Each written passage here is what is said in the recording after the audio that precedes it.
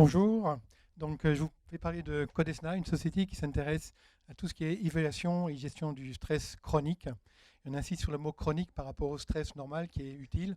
On a tous besoin, c'est lui qui nous fait vivre. La question c'est, lorsqu'on est dans un environnement stressant, est-ce que ce stress je le supporte ou non, il crée une chronicité et c'est lui qui va générer des pathologies. Donc il génère des pathologies, ces pathologies ont un coût, 20 milliards d'euros par an en Europe, 300 aux États-Unis et ça crée également un marché. Vous avez tous dû entendre parler du marché du wellness qui devient de plus en plus important.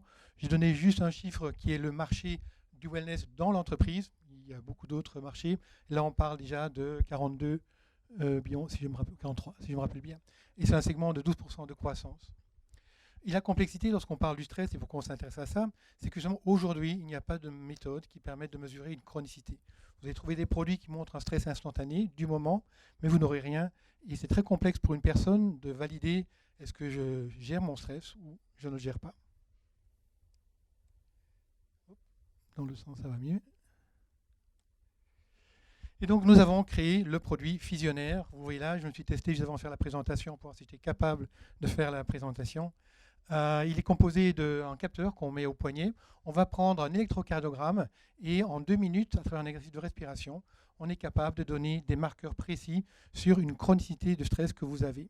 Et l'intérêt, c'est de pouvoir justement objectiver un ressenti par rapport à quelque chose qui vient de votre corps, de votre physiologie. Donc on est dans la prévention, il y a un brevet derrière. En fait, donc nous, notre expertise, c'est de l'analyse mathématique et de l'AI pour analyser le signal et sortir ces marqueurs physiologiques. On a eu des études cliniques qui ont été faites à Besançon et à Nice, et donc le produit est certifié.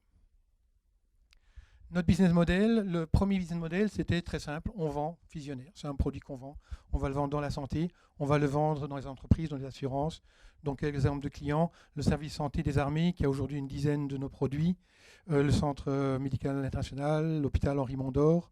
Au niveau entreprise, on a des sociétés comme CE Abrasif à Lyon, une mutuelle, la mutuelle Impériale, qui va lancer des activités de promotion de la santé et du stress à travers nos produits, et également des partenaires qui amènent des solutions au niveau entreprise, comme AGB Solutions, qui pour nous sont des partenaires qui permettent également d'utiliser notre produit et de le promouvoir dans l'entreprise.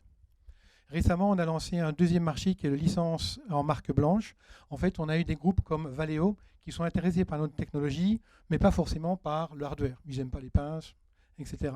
Donc l'idée avec Valeo, c'est que peut-être d'ici 1-2 ans, vous trouverez dans toutes les flottes professionnelles la possibilité pour la personne, avant de faire un long trajet, de se tester et de voir effectivement quelle est sa fatigue, quel est son stress chronique.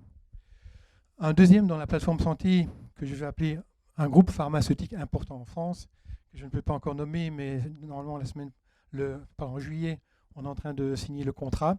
Son idée, c'est de déployer nos produits en pharmacie. L'idée étant, je vais dans une pharmacie, je peux me tester, puis je vais voir le pharmacien qui éventuellement va émettre des recommandations sur mon état de stress.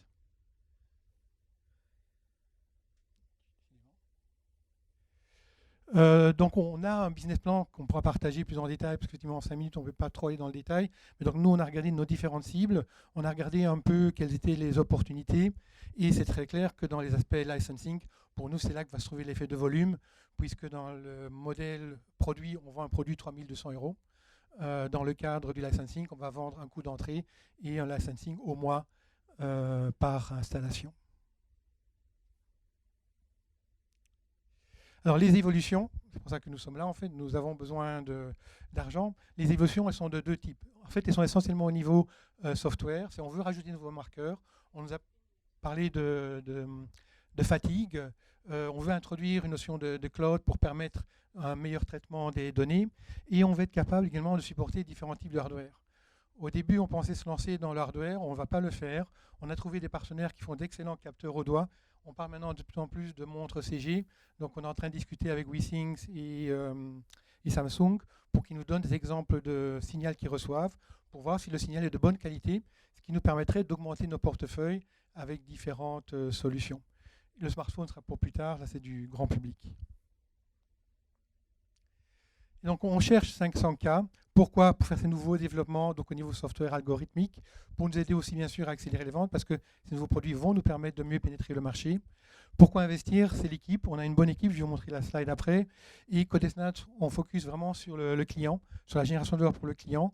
On pense qu'on est dans un marché qui est attractif à ce moment, on est dans un bon timing, et notre valeur intrinsèque est vraiment dans l'algorithme et dans le logiciel. Voilà. Si vous avez des questions sur l'équipe, je pourrais en parler.